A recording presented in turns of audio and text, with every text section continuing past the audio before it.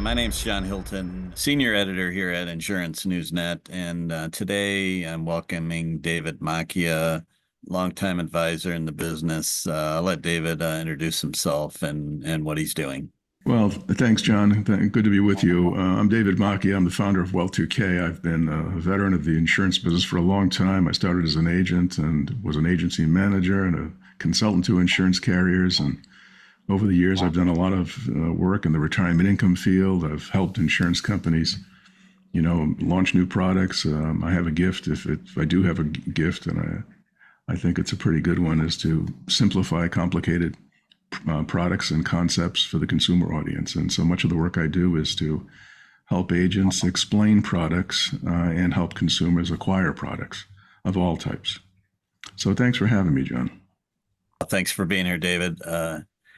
You're a unique guy to talk to, given your position and your experience. Of course, the topic on everyone's mind today and for some time to come, I'm sure, is the Department of Labor Retirement Security Rule, otherwise known as the Fiduciary Rule Part 3 or 4, depending on your preference. Give us your initial thoughts when the rule came out, April 25th, 1 week now. I'm sure you've had a chance, maybe not a chance to read it all. I tried to tackle it over the weekend. It is enormous. So I kind of speed read through it. And so give us your thoughts on it. Well, I have a lot of thoughts. And let me just, as a preamble, say that I'm speaking for myself in our interview today. I'm a board advisor to a group called the Federation of Americans for Consumer Choice, or FAC, which only yesterday filed its lawsuit against the Department of Labor and the Retirement Security Rule. But I want to be certain that I'm speaking for myself. Yep, of course. So my first issue is to tell you that, yes, it is a long rule. The Department of Labor published several documents. One of them is in duration 156,643 words long. And it's notable for something. It's notable for the two-word phrase that isn't found in it: retirement income.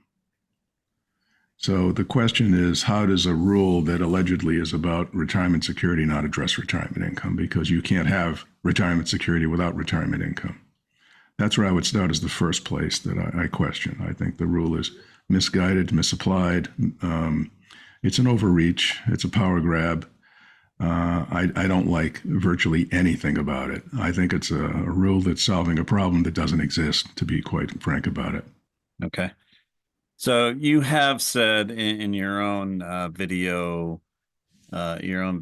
that you do every week, you can certainly plug those.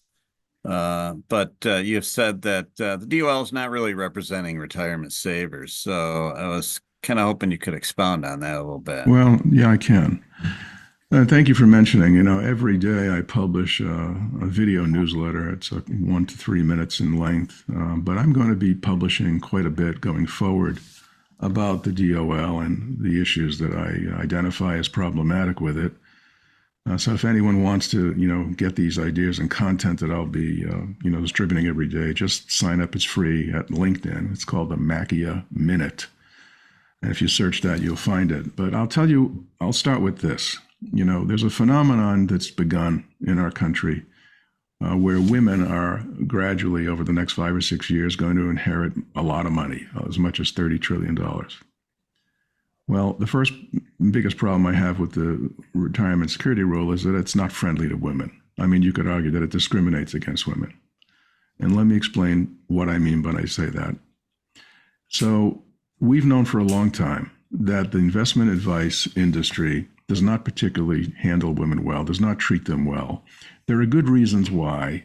In 7 out of 10 instances, the male financial advisor is fired by the widow within 1 year of her husband's passing. It's because the male financial advisor tended to disregard her, make her feel unheard, direct all his attention to the male spouse. And when the husband dies and she finally is in control, the first thing she does is to fire him. So that's well understood. It's also well understood that historically the industry has not served women well. It's not listened to them. It's served up products and services that they don't like. We also know from research, and this is, research from major companies like McKinsey, BCG, Merrill Lynch, UBS, and others, that men and women look at money differently. Men base their decisions on an investment's track record for growth and yield. They like to pick stocks. They like to look at charts. They like to look at the technical side of things. Women are more concerned about developing an authentic relationship with a financial advisor, making sure their values are understood, making sure that their voice is heard. They care about three things primarily: goals, risk reduction, and confidence. This is not what the investment management world serves up. If you read the retirement security rule, it doesn't address the needs of women. It doesn't talk about these things. 63% of women, according to BlackRock, literally worry about outliving their income. If the rule were truly to serve the people it alleges to serve, it would do just the opposite of what it does. It would encourage the use of annuities broadly. It would create incentives for the provision of lifetime guaranteed income annuities. It would be highlighting the benefits of products like a fixed deferred annuity, or rather a fixed index annuity, instead of castigating them. I think it's so misaimed in its objectives that it basically fails. It fails the American public. It fails women. I can keep going, John.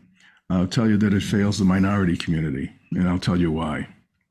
Investment advisors, target wealthier clients. And just think about Ken Fisher, his advertisements on television or in print. What does he say in the advertising? If you have at least $500,000, we want to talk to you. Does the DOL believe that on September 24th, the investment advisor community is all of a sudden going to say, if you have $15,000, we'd like to talk with you? Who has worked with the lower income community, the minority community? Who has worked with Black Americans who are, coming up and don't have much money yet? Who is working with Latinos who are building wealth gradually? It's always been the insurance community who's done that. So this is problematic because, in my view, the minority community in the United States is going to be disenfranchised from the valuable financial one-on-one guidance they need because of the policies of the Department of Labor. To me, that's discriminatory. It bothers me a great deal.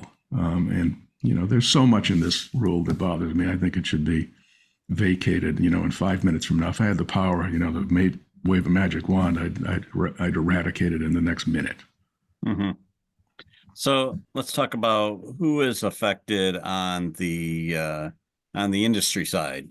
We know there's a lot of different channels, a lot of different distribution of insurance products and financial products. Who is most impacted from that aspect? Well, arguably anyone who sells a product such as a life insurance policy or an annuity that is funded with qualified money is going to be affected. I'm closest to the insurance community. That's what I think about mostly. And, they're going to have to rely on, you have to understand it, in order to receive a commission, it's literally illegal to receive a commission as an ERISA investment advice fiduciary. If you sell a product that is funded by qualified money, such as an IRA rollover, a distribution from a plan, you are an ERISA investment advice fiduciary under this rule by definition. So therefore, it's illegal to be compensated by a commission. The only way around that is to rely upon what they call a PTE, a prohibited transaction exemption. And the one that insurance people would use is 84-24. Now, that's a very, very profoundly complicated exemption. You should look at it. If you haven't looked at it, it's probably 150 pages long, and it has many, many provisions for how the insurance agent needs to conduct himself, how the carrier needs to conduct itself, what the penalties are for, running afoul of the regulations. It's potentially career-ending if you make a mistake. The penalties are very, very harsh. And it's that rule, John, that everybody right now is wrestling with, trying to analyze, make sure they understand it accurately, and trying to figure out how they're going to comply with it, because it's very, very complex and very burdensome on everyone involved to comply with. It's going to be hard to do business. The effect of the retirement security rule is to turn the annuity business inside out, basically. It's a complete re-engineering of the annuity business. I think of it as sort of a takeover of the annuity business by the federal government. The rule is slated, barring any court injunctions, to begin taking effect September 23rd, when the impartial conduct standards will be, producers will have to comply with those. Correct. So, uh, what does that mean? I mean, how difficult is it going to be? It's 5 months. The impartial conduct standards, if I remember, make no misleading statements, reasonable comp. Well, Um, there's a problem right there. What's reasonable? right. They haven't really defined that too No, no well. one's defined it, and you may think that you're accepting comp that's reasonable, and someone else may disagree with that. And that person who disagrees with it may sue you, for all you know. So there's all those issues there. And then the carrier, the insurance company, is charged with supervising the independent agent. Well, that's a brand new responsibility. That was a very difficult thing to even get your mind around because, insurance agents typically sell for many companies. And so, how does a carrier supervise an agent who's selling that carrier's products, but maybe the products for 5 other companies? That's a very complicated thing to think about. So you're going to, if this rule should persist, God willing it won't, but if it did, it is going to turn everything on its ear. The way we do business now will not be able to persist. Carriers will have to insist that all of their business is going to them, or maybe, through a designated agency.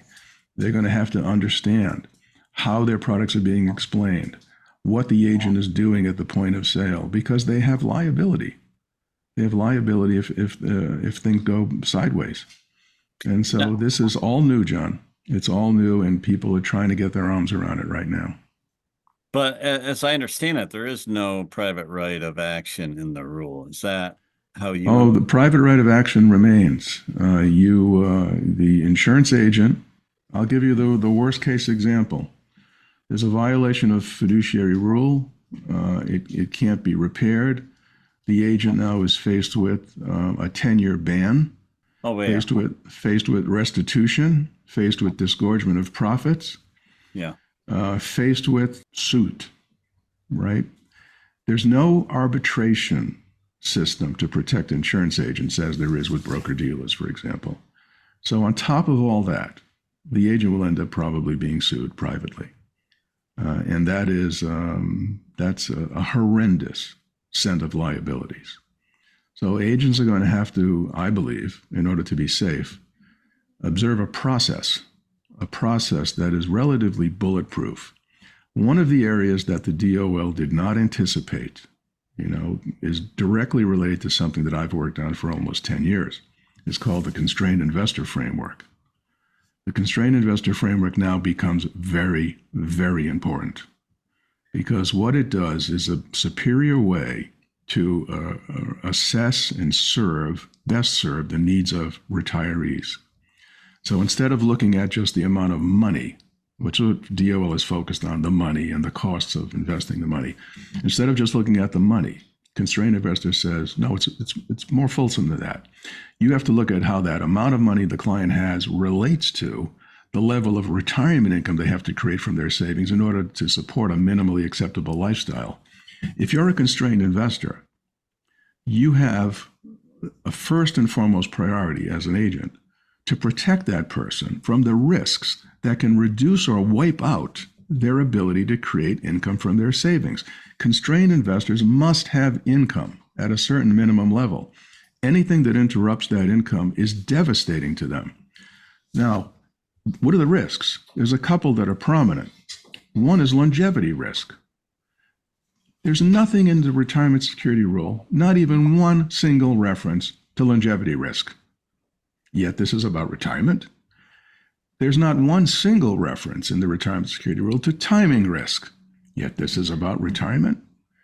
So this is where an unusually and unexpected outcome emerges. In order for an agent to best serve a constrained investor, he or she must, at a minimum, sell an annuity that provides longevity risk protection. I bet, John, that the Department of Labor did not intend for best interest to mean the selling of an annuity. But it does when it comes to these constrained investors. And there's millions of them in the United States.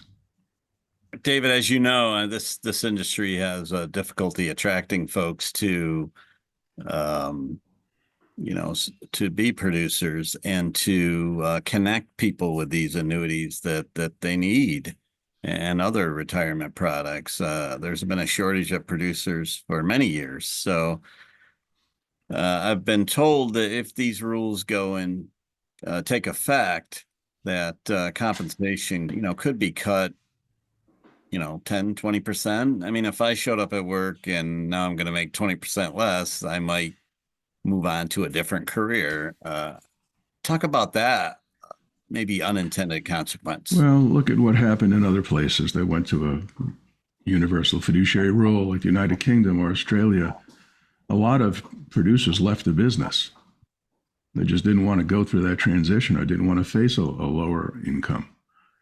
The other side of that coin is that those who remained did very, very well. Because the need for annuities, ironically, has never been greater. It's only increasing. So here we have a government agency, the Department of Labor, creating a rule that makes it harder for people to access annuities at a time when annuities are increasingly important and more needed.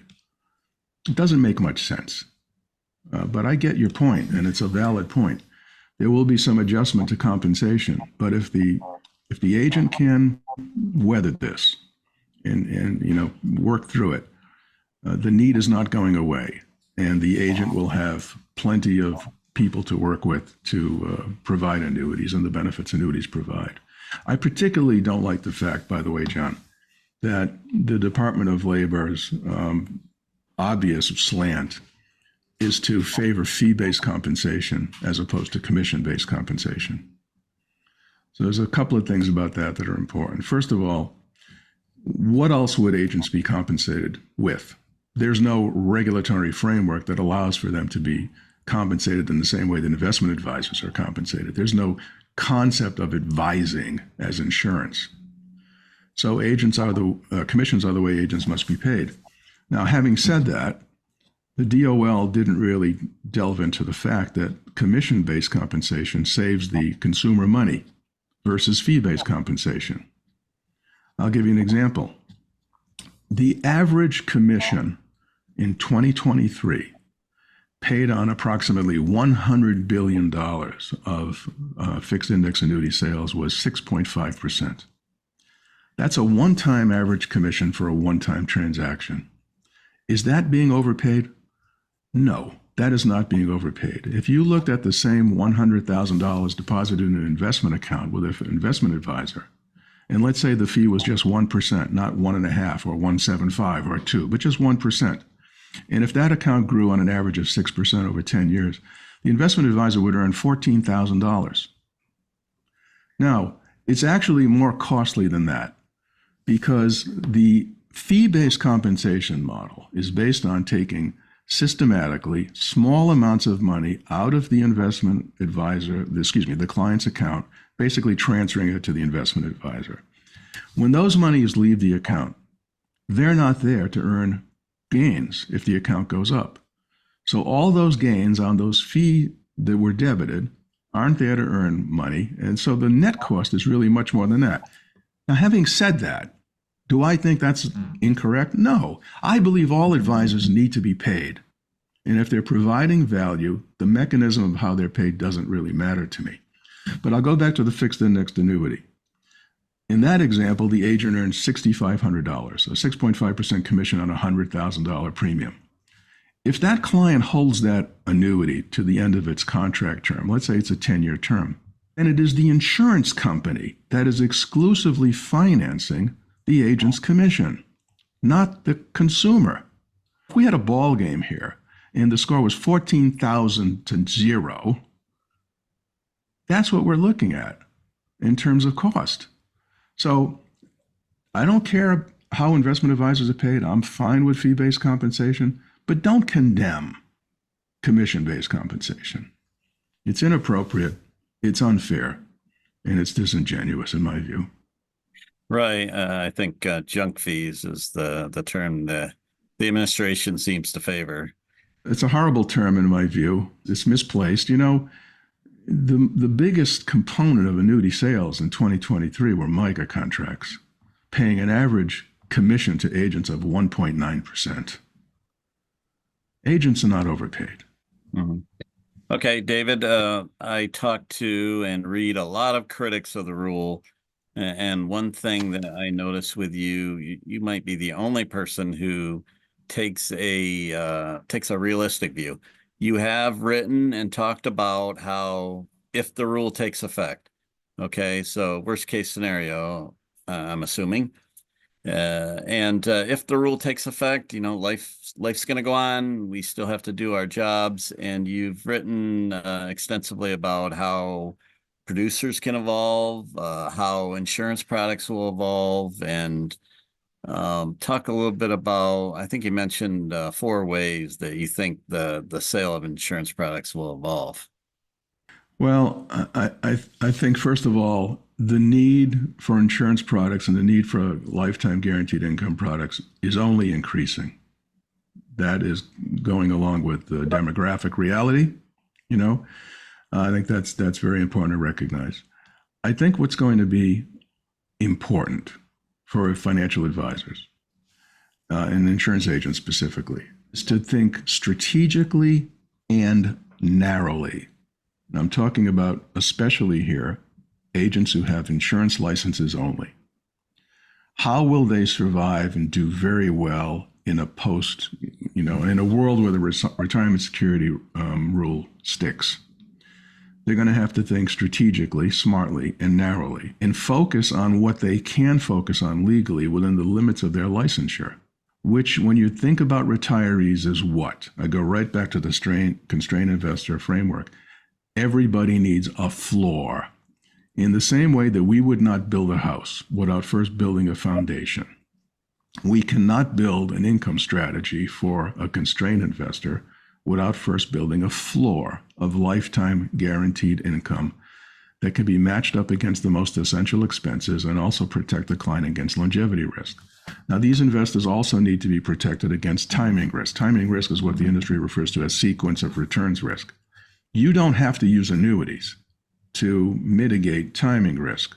However, a SPIA and a MIGA in combination covering 10 years is a very effective way, cost-effective way to mitigate timing risk and provide guaranteed income.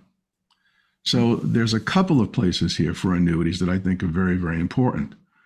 And I'm not sure what the 4 that you were referencing are. I can't recall right now, I guess, John, but maybe you can remind me if you have something particular in mind. Oh, you had published one of your Macchia minutes, and you talked about 4 ways. Oh, okay. Well, I was talking about, the concepts, the words that are going to be very important. Okay. I'm glad you reminded me of this because it is really important. So in order to be safe, okay, in the fiduciary, investment advisor fiduciary space, you have to first of all start with a rationalization. There are 3 words that are going to be very important: rationalization, validation, and memorialization. Rationalization means there has to be a rationale that the client can understand for purchasing an annuity. There's a rational purpose for purchasing an annuity. That's a starting point. That's not enough. There also has to be validation. Validation means that once we have established the rationalization, there has to be a process, a profiling process, a testing process that confirms the validation. So that says, okay, it makes sense now. We've validated the fact that you need an annuity. And then there has to be memorialization. Every piece of that interaction with the client, the dynamics, the conversations, what was said, what was promised, what was signed, all of that has to be memorialized so that if there is a problem 1 or 3 or 5 years from now, it can be easily shown that the client knew what the client was purchasing. I'll give you an example. For many years, I've built video presentations around specific annuities. These video presentations are very, by their nature, compliant. they give a fair representation of the annuity product. Now, these become very important if the rule sticks.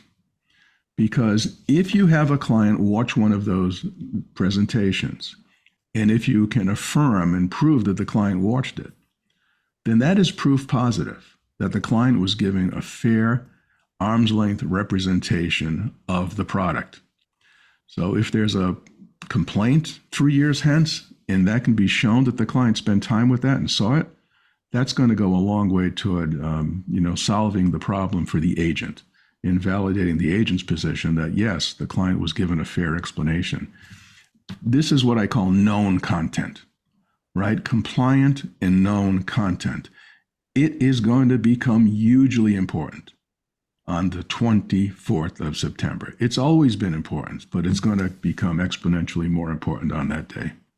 Okay. Let's conclude with, I'm not going to ask you about the lawsuit, but if there's no injunction, then a lot of folks are going to have to come into compliance. I don't see anything happening over the summer definitively. So the lawsuits may carry on. It may take a year or two, 18 months. I think it was 18 months the last time. In the meantime, people are complying and producers are complying, adjusting. I have always felt personally that the DOL is taking the long game here, chipping away at it, chipping away. So do you think that they may achieve their ends this way, just slowly moving more and more people into compliance? Those compliance systems aren't going to be dismantled after insurers and producers take steps to do things a new way and spend that money on technology and whatnot. Any thoughts on the idea of compliance just by sheer exhaustion? Well, it's a good question. I'm going to speak now as an individual. I'm only speaking for myself. If the preliminary injunction request to the court is not granted, then it will be appealed. If the appeal is not granted and it ends up being fought in the courts, it could take an extended period of time. You're absolutely correct. That means we will have been forced into complying with the PTE 8424 as far as insurance people go. And those new systems will probably become the standard operating practices by default. I agree with that. I doubt it, once they're built and once they're working and they're producing sales, they probably won't change very much if 2 years from now or 3 years from now, we ultimately, get a thing vacated. So my hope is that it doesn't go that long. It doesn't become protracted. We win on the appeal, the request for preliminary injunction. But, we'll have to see what happens. This is, the classic, we don't have a crystal ball situation. Yeah, well, there's a lot at stake here. There's a lot at stake here. Well said. All right, David, that seems like a good place to conclude. We appreciate having you, and your insights are terrific today. Thank you, John. It's good to be with you. I was delighted to chat with you.